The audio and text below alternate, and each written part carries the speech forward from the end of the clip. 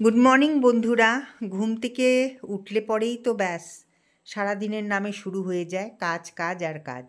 তা সকালবেলায় যেরকম প্রত্যেক দিন উঠি তা আজকেও উঠেছি, উঠে ব্রাশ করেছি।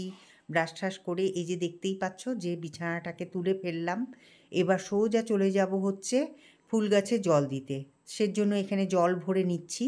তা এবার চলে এসছি এই দেখো বাগানে। তা গাছগুলোর গোড়াগুলো না আবার শুকিয়ে গেছে, এত রোদ পড়ে সারাদিনে যে জল দিই প্রত্যেক দিনই, কিন্তু কি বলো তো, একদম গোড়াগুলো শুকিয়ে যায়। সেই জন্য ভাবলাম যে আজকে বেশি করে জল দিয়ে দেবো।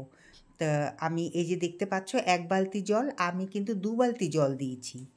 এরপরে গাছে জল টল দিয়ে তারপরে সোজা চলে আসলাম হচ্ছে ঘরে, এই যে ঘর ঝাড়বো বলে। তা ঘরটাকে ঝেড়ে নিচ্ছি।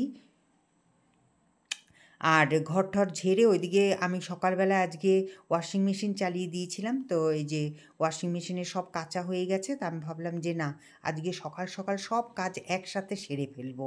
তো এই যে দেখতেই পাচ্ছ সব কিন্তু পরপর করছি আমি। একদম একটা ফোঁটাও বিশ্রাম নিইনি। তো এই যে জামা কাপড়গুলো সব মেলে দিচ্ছি এখানে, যাতে তাড়াতাড়ি শুকিয়ে যায়। এবার সব কাজ করার পরে না একদম হয়রান হয়ে পড়েছি।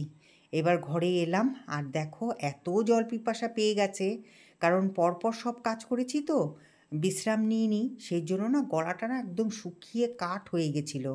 তো এখানে বসা মাত্রই আমি ভাবলাম যে না, এখন জল না খেলেই না, কিন্তু এটা জানি আমার ক্ষতি। তাও জল খেলাম।